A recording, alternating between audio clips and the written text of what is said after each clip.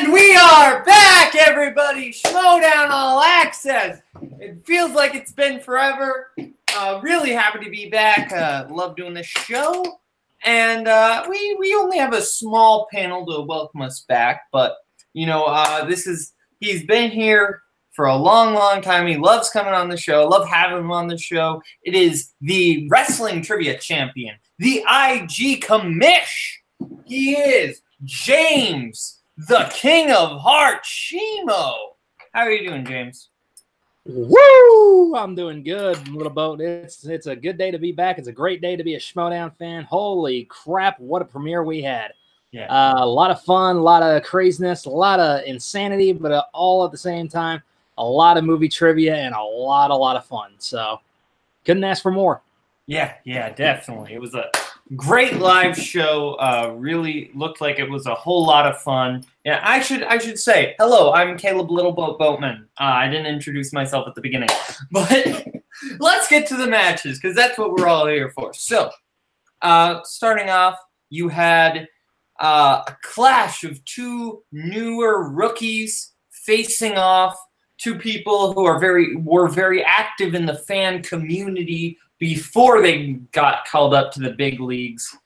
Chance Ellison, the Cobra, versus Janine the Machine. It was a very, very good match between the two of them. I'm getting up the stats for round one just so I can be sure. But James, why don't you give us your thoughts on round one in general, and then I'll get you the specific score between Chance and Janine. Yeah, round one, I mean, we knew both of these competitors were really going to bring their A game. They both had something to prove. Chance was 0-1 in singles competition. Janine really wanting to get that breakout win to really push her career forward in the singles division. So both of them were really coming with, you know, all guns blazing.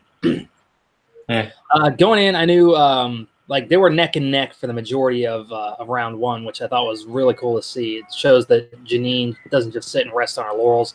She knows her stuff. She does her studying, and she brought it. And in the end, I think Chance went up by 1 point at first, but then I think Janine tied it right back up. They were tied at 7-7 by the end of round one. Right, that's what I thought. So, yeah, I mean, neck and neck the whole way, given as good as they took, and it was just overall fantastic to watch. You can tell how much passion both of these players have for the game throughout the whole match, but especially in that round one. Yeah, that round one was really intense, and both showing that despite being newer players and, you know, starting off as fans more rather than like, because a lot of these players like start off as like, you know, people in the film pundit industry, you know, they're critics, they're, you know, hosts, they're these all type of things. But these two, they're just fans. These are fans of the Schmoedown coming on, and they both proved that they know their stuff, and it was a super fun match. And yeah, 7-7. The beginning of that first round just proves that. Yeah, absolutely. Yeah. Now moving on now to round two. Round two is where things got a little tougher for both these players. For Chance, he started out by spinning rom-coms, and he decided to keep it, which I think some of us were maybe surprised, especially considering how much he struggled with the Matthew McConaughey category. And he did all right with rom-coms, but he let Janine get a steal in there. He got a total of 3 points in that round for bringing the score up to 10, but Janine did get a 1 point steal in there, so bringing the score 10-8 after Chance's spin. Then Janine spun 2000s, and that did help Janine a little bit with Janine bringing up her score to 12 points, but Chance did get that 1 point steal in there too, bringing the score 11-12 at the end of Janine's round two, at the end of round two in general. So 11-12 at the end of the round. Still very close, neck and neck, showing both these competitors. Really fun game. James, what were your thoughts on round two?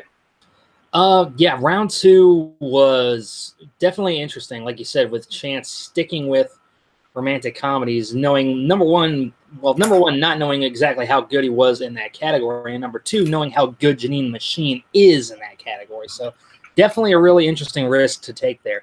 Like you said, Janine did manage to get a 1 point steal out of the whole situation, but in the end, Chance being able to limit those steals and actually being able to pick up a good amount of points to keep his round 2 alive was really pivotal there, and it was good to see him do that. Janine, likewise, getting something she's maybe not very strong in. Like I said, anything that comes down to like filmographies or decades can be very, very difficult to navigate because there's just so much there. You have no idea what. Like, we can all know at least one genre we're pretty good at. Like, I'm pretty good with comic book movies. Somebody else might be good with fantasy sci-fi. Oscars. Yeah, exactly. Oscar movies. Clark Wolf obviously is very good with horror, so we know what we can get in those certain genres. We know what to expect.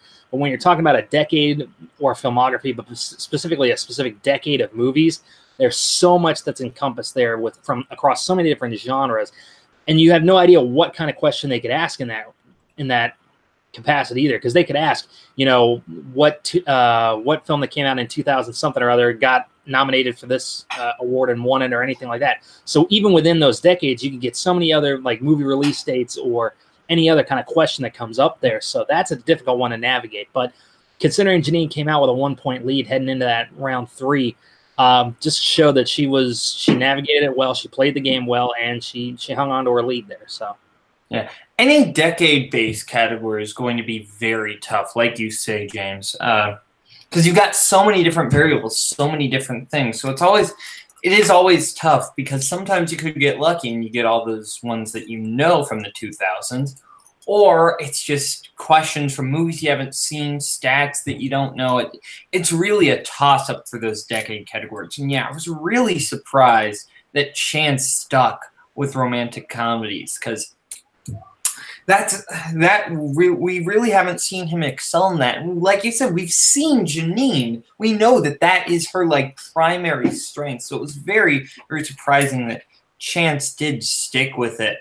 So yeah, 11-12, still showing both these players being very close. And I think Chance might have been a little bit better had he spun with something else. But it's definitely interesting to see. Going now to round 3, starting off, Chance needed to get his 2-pointer in order to get it. And the question was, who plays Kay Adams Corleone in the Godfather franchise? And surprisingly enough, Chance actually did not get that question right. Yeah, he did not get that question right. That's Diane Keaton, right? Yeah. And Diane Keaton. Who did Chance say? I don't remember off the top of my head, but it definitely wasn't Diane Keaton. Yeah, I'll try to find what he said in a little bit. And then goes over to Chance again, who stars as Dan, an unsuccessful writer caught in a love triangle between Julie Roberts and Natalie Portman in 2004's Closer. He did get that one right. Jude Law brings it over to Janine. In Dodgeball, a true underdog story, named one of the actors that plays the hilarious announcers Cotton McKnight and Pepper Brooks during the tournament. She gets that right. Jason Bateman moves over now to Janine again for her 3-pointer. And her question was, who plays the TV news cameraman Sandra Bullock becomes obsessed with after a single date in 2009's All About Steve? She gets that right. Bradley Cooper. Moving it over to Chance to answer his 5-pointer. A 5-pointer that I found surprisingly easy, actually. Name all 3 Richard Linklater romantic comedies starring Ethan Hawke and Julie Delpy. The answer being Before Sunset, Before Sunrise, and Before Midnight. And Chance did get that one right. Ring score 1917. And Janine gets her question. In X-Men Apocalypse, what 2 mutants face off in an underground cage match in Berlin? She gets Angel, but she does not get Nightcrawler, letting Chance win the match 19-17. James, what were your thoughts on round 3? Round 3, like you said, Chance missing that Godfather question was interesting because you figure he would have definitely known what to expect there and probably would have had a better handle on the actress's name. But we all have those mental slip-ups here and there, so it is what it is. He fights back with that 3-pointer question, getting that one right, so that sends it to Janine, who then pops in with, getting the the 2-pointer and the 3-pointer correct. Shifts it back over to Chance. There we go. Yeah, Chance. And yeah, that one I definitely would have gotten. I'm not as familiar with Richard Linklater's filmography as I should be, but yeah, Before Sunrise, Before Sunset, Before Midnight. So I mean, good for him getting that one. And then just came down to Janine. I mean, she knew, to her credit, she knew it was a mutant with blue skin. It was just the wrong one, sadly. Yeah. So, but yeah, let's just get this out of the way. X-Men Apocalypse is a forgettable movie in general, but it just by the very fact that she knew it was blue skin, she just forgot the name and the gender of the actual mutant was a little disappointing. But I mean, overall, like I said, if we took out forgettable movies when we're asking questions, you'd have to remove all the pirate sequels from your IG category, James. yeah. Just dig that knife in even deeper, dude. I've said it before, I'll say it again. When it comes to Inner Geekdom, if it shows up at Comic-Con, it counts. And there are tons of Pirates of the Caribbean costumes. Disney shows up at Comic-Con. Yeah, so, again, that's something you got to leave up to, whoever's making the rules. I'm just Disney, but we might as well just throw in a whole Disney division if we're going to do that. But anyway. I would play in a Disney division. Just saying. I'm sure you would. But in any case. But yeah, overall, like I said, great fight by Janine in the end. Like I said, it was just one slip up. And that's the thing is when it comes to Chance Ellison especially, you slip up just once, just enough, he will, like a cobra, he will strike and he will take you down. And that's exactly what happened, unfortunately. Nothing against Janine. She's a great competitor.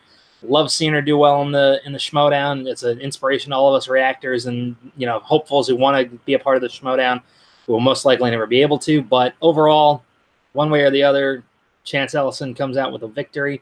He is now 1-1 in the singles division and is on his way, hopefully, to some more success in the long run. So we'll see what happens there. For the record, Chance guest Talia Shire, who played Al Pacino's sister in the Godfather series. So I'm not going to blame Chance for that. It just, had to do with not remembering the character names. Yeah. So, but moving on now to a really good match. Yeah. Ethan Irwin versus Dan Murrell. Dangerous Dan Murrell and Ethan Big Time Irwin. This was a clash of the Titans. And a Clash of the Titans that made Liam Neeson's Clash of the Titans look even worse. But this was such a good match. And that first round score really did show it. And because at the end of the score, it was Ethan Irwin with 7 points, Dan Murrell getting a perfect round with 9 points. So 7-9 the end of the first round. James, what are your thoughts on the first round?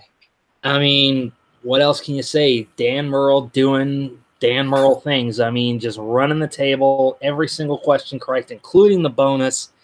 I mean, there's an absolute reason they call him the GOAT in this environment, and because there's nobody in this. I'll go ahead and say it. There is nobody in the singles division who plays the game better than Dan Murrell. Nobody. Hands down, he is the best at it. So, I mean, his knowledge is second to none. And again, the way he plays the game is second to none. So there's really, I mean, what else can you say? Just shot after shot after shot after shot.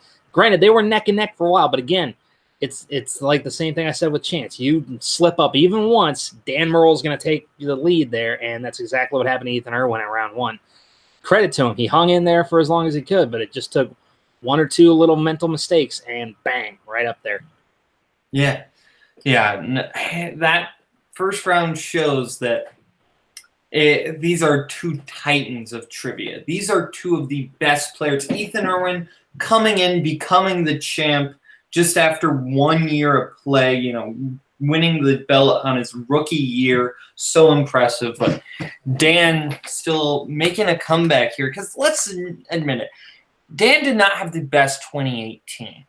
His 2018 is Schmoedown-wise was kind of a mixed bag. He had some good victories like Andraco and Clark Wolf, but he had some hiccups. Cough, cough, Andrew Guy. He definitely had a mixed bag as far as 2018 went. But I think that really ignited something in him. That ignited a passion. And John Roca said, an angry Dan Murrell, a passionate Dan Murrell, is a dangerous Dan Murrell. And that's what we saw. Dan went from, what we usually expect from Dan Murrell, which is really good play, to living up to his name with dangerous. He was dangerous playing this game. I dare say this is one of the best games that Dan Murrell has ever played, period. Just as far as his skill level alone. Moving on now to round two. Round two, again, just showing the skill of these players here and all the players involved. Starts off with me not being able to find the correct round one categories. Round two categories. Starts off with Jodie Foster. Jodie Foster being for Ethan Irwin. Ethan Irwin does spin Jodie Foster, and Ethan Irwin does pretty well with that, bringing his score up to 15. From 7 to 15 points, so really creating a big lead for Dan to try to challenge there. So 15-9 by the end of Ethan's score, and Dan makes a comeback. He spins Disney, and he just came at it, bringing his score up to 16. So both these players playing very well, 15-16 by the end of round two. James, what are your thoughts on round two? Yeah, thoughts on round two. Again, it just shows the strength of both these guys. Like, how many other people do we know in the Schmoedown who could take a category like Jodie Foster and do near as well in it as Ethan Irwin did? Those actor categories are so broad. Exactly. It's exactly like I said. Like, we've seen people hit, Sandra Bullock and done well, but we've seen other people hit Leonardo DiCaprio and do awful. Or Samuel L. Jackson. Yep, Samuel L. Jackson. Like I said, first of all, spinning Samuel L. Jackson as a category doesn't narrow a damn thing down anyway, because he's in freaking everything. So, it's like they said in Ted 2. You ever see any movie ever? He's the black guy. That's seriously. If it's not him, it's Morgan Freeman. I swear to God. But the fact of the matter remains is that you get somebody with such a varied and lengthy career as Jodie Foster, and for Ethan Irwin did not only know the films that they're talking about, but be able to recall that information about them, speaks to just how good he actually is. Especially somebody who has had a long career as Jodie Foster, been working since the 70s. Right. And especially you got to figure with somebody like Ethan Irwin, who works as a producer on films as well, like he's got to have so many different details about so many other movies in his head rattling around at any given time. The fact that he can remember anything outside of the projects he's already worked on is fantastic. So, we like guys like you, guys like me, guys who just kind of hang out and watch movies but aren't actively working on them. Like, we can rattle this stuff off like nobody's business because there's nothing else taking up space in our heads aside from that half the time. But for somebody who works in the industry, who constantly has to be on email chains, working out, details like, oh, who's paying for this, or how much money are we budgeting out for, cameramen and this and that and all this and craft services, like, that's a hell of a job.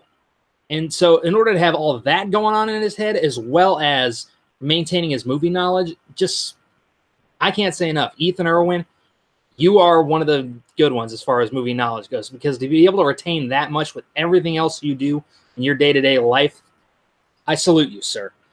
But then again, coming right back, Dan Murrell spins Disney, and he just goes off to the races. Now, I did think it was kind of disappointing when he had to go to multiple choice on the Hercules question, because as soon as they mentioned Phil and Meg, and I was like, oh, that's Hercules. So, yeah. But then again, I'm a Disney fanatic. So, but you could talk to anybody else who is a fan of Disney, and they completely forget about stuff like Hercules and anything else. But yeah, like you said, 16-15, close-knit race, neck and neck the entire time, heading into that third round. We knew this was going to be a battle of, like you said, a clash of the titans, a battle of the gods, as it were, and boy was it.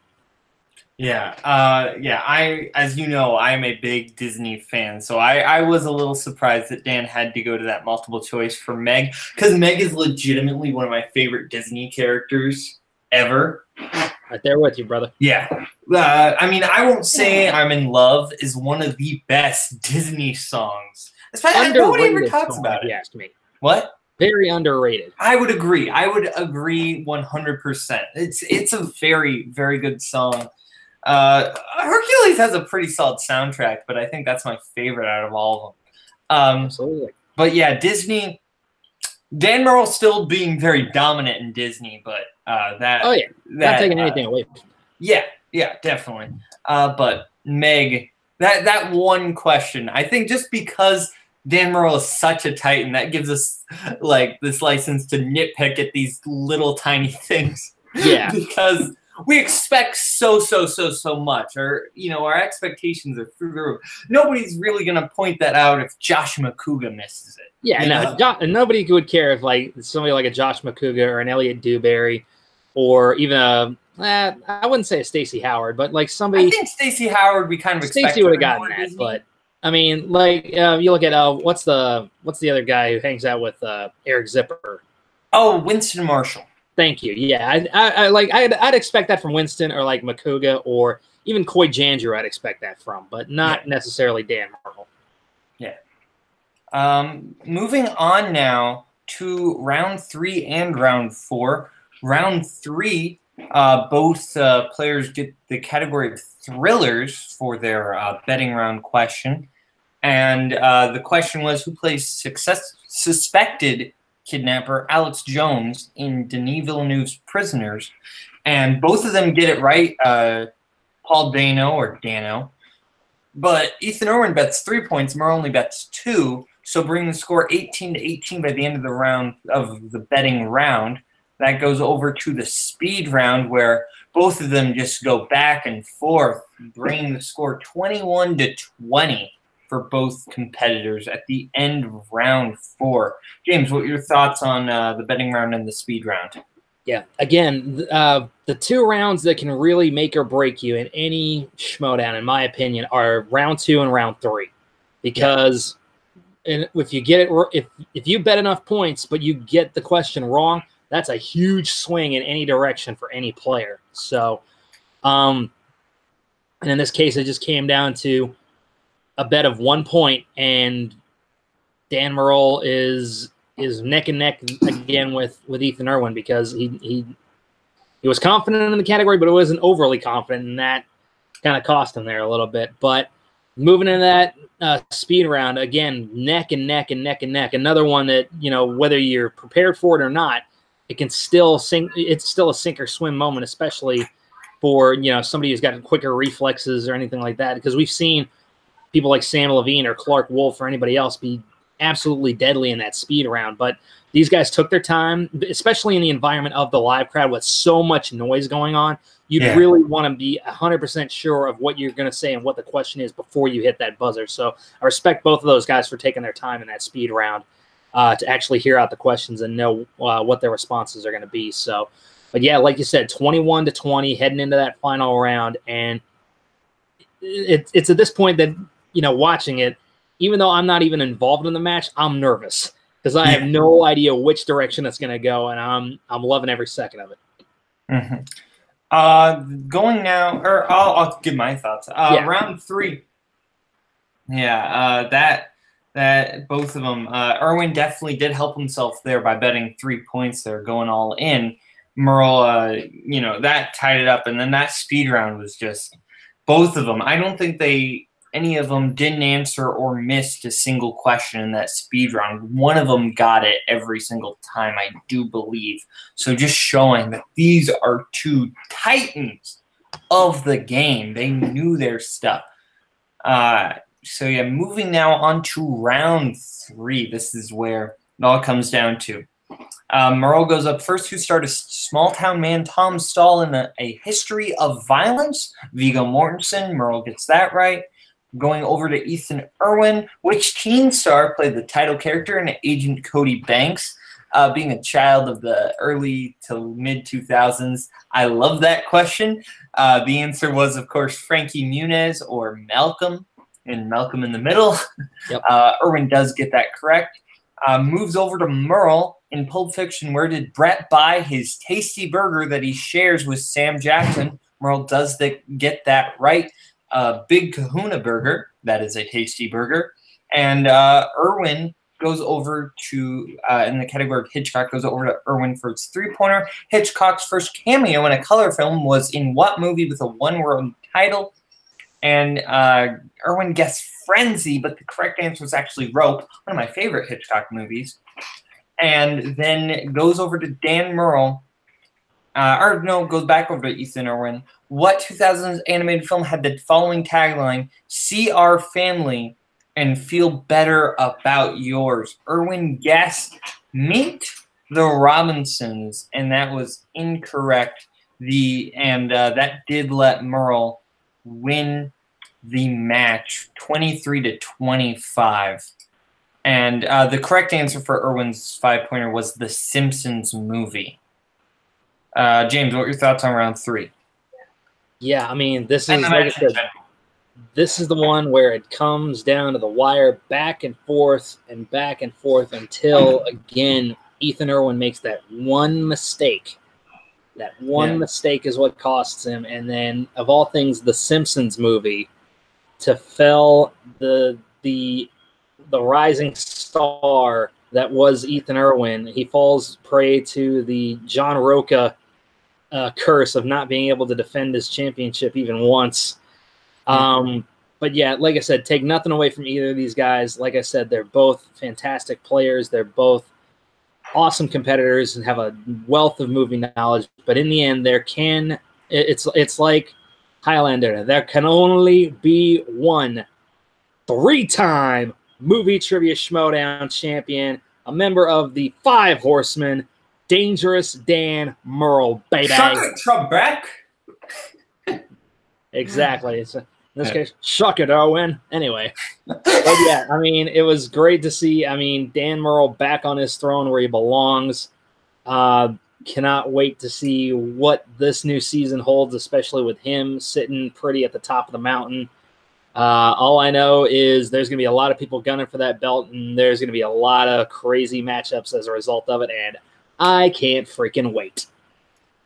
I really hope for Roca versus Merle, too. Or Cushing versus Merle. Those are the two that I want. That would be an interesting one. That would be for sure. I mean, I'd be up for Cushing. I'd be up for Roca. Honestly, I'd be up for Ben Bateman versus Merle, because I think that'd be an interesting match. I'll be honest. I think Ben's great. I do not see him making it all the way there. He's come close. He's come close before, so we'll see. Yeah, well, we'll definitely we will definitely see. I do think that Cushing versus Merle is something I've wanted for the longest time, because Cushing really came on the scene and started dominating just after Dan Merle left. Yeah. So let's not forget somebody who has yet to really have a true shot at the title, Mark Andreyko, somebody who's come close before. We've seen Merle play Andreyko before, though.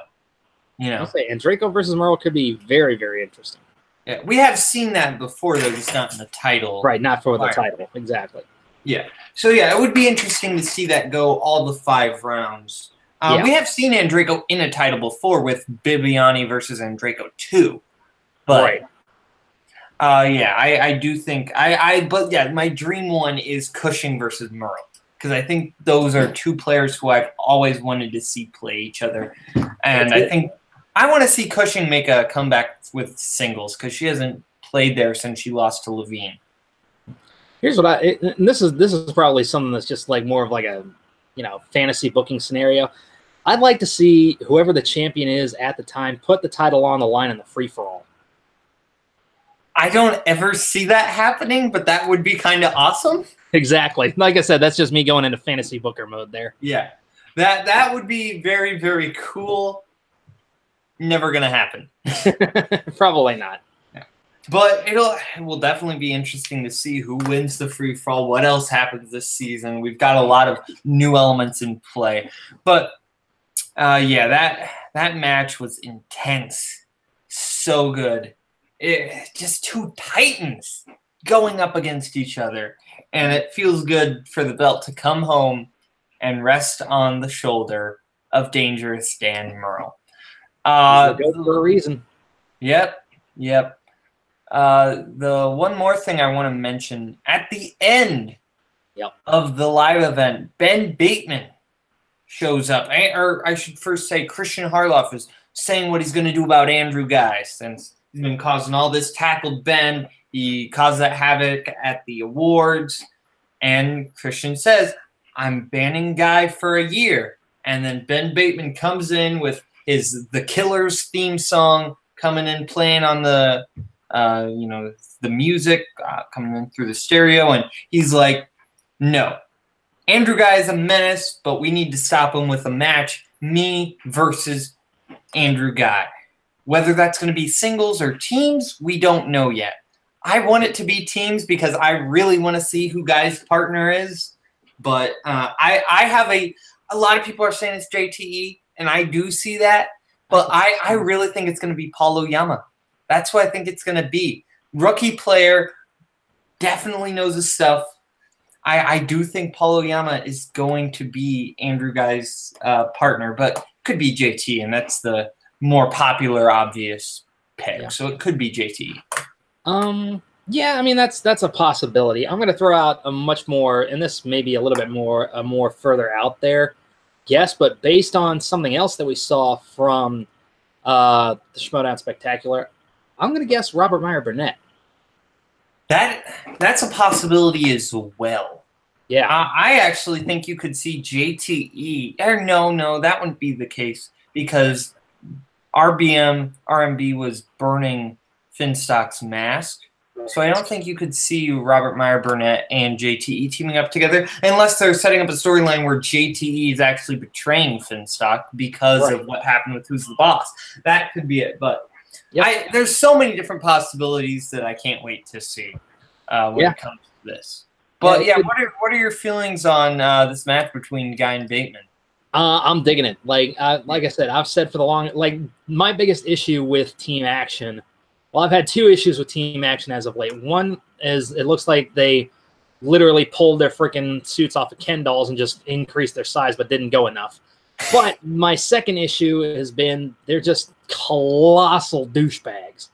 But the fact is now, I mean, we've got Guy who tackled his own partner through a table. So now, obviously, Bateman's going babyface, which is cool. It's a new territory for him. We'll see how well he pulls it off.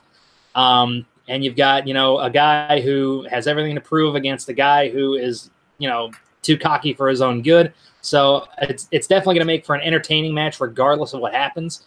So yeah, like I said, I'm 100% behind it. I'm actually with the live crowd. I'd love to see an Iron Man match between the two of them. That'd be cool. Cool. So, but yeah, one way or the other, I think whoever wins in the end, the audience is going to be the real winners because that's going to be a hell of a thing to watch. Yeah. Well, James, do you have anything more to say about the live show? Not so much about the only thing I will say, and I'm sure they're going to address this in the future, is I was watching the live feed when it actually went live for patrons, and the number one problem I was having was the audio kept switching around, and there was just a bunch of that. But aside from that, like I said, it was very entertaining. The crowd was hyped throughout the entire night. I mean, you could barely hear. I mean, Jay Washington's loud, but you could still barely hear some of his opening moments when he was hyping up the match because that crowd was just electric. But yeah, like I said, I hope eventually I can get out to one of these live events. I would love to be there to support these guys in person, one way or the other. I think it's going to be a great year for the Schmoedown. I know Christian and Mark seem super excited about everything, and I can't wait to see what they throw our way, one way or the other. I know it's going to be awesome. There's talk that they're probably going to do one in Chicago. Right, for Star Wars Celebration. Which I'm definitely, being more in the Midwest, I'm definitely hoping for that because... I could definitely be down for that. I'd be down for that. If they ever decide to do one down in Atlanta, I'm only 3 hours from there, so I could make a day trip for that. Mm-hmm. So, but yeah, I'm very, very excited for what the Schmoedown has in store for Season 6, and this was a great way to kick it off. So, James, why don't you tell the good people where they can find you? Yeah, you can find me right here at Jack of All Trivia. I run the Inner Geekdom League here. If you want to compete in the Inner Geekdom League, get in touch with me on Facebook, and I'll be happy to put you guys in a match. You can also find me defending the Wrestling Trivia Championship on Wednesdays. Not every Wednesday, but you know what I mean. We do the Wrestling Trivia every Wednesday. Talk to Nicole Morris. She'll get you in a match there. You can also find me getting my ass kicked in the movie division here, which, you know, it is what it is. I've accepted my lot in life there. You can also find me over at my own personal YouTube channel, Schmoedown Productions, where I just uploaded my reaction to the live event. You can also find me there doing a whole bunch of other videos like trailer reactions, movie reviews, video game reviews, all of that stuff. Me and Sean Sandberg are actually getting ready to start up a new show. It's called The Retro Review, where we go back and we look at retro video games, television, comics, all kinds of other good stuff. We give it a look over and we give our honest thoughts about it, and we just jaw jack back and forth. It's a hell of a lot of fun. And, of course, like I said, find me here at Jack of All Trivia anytime you want.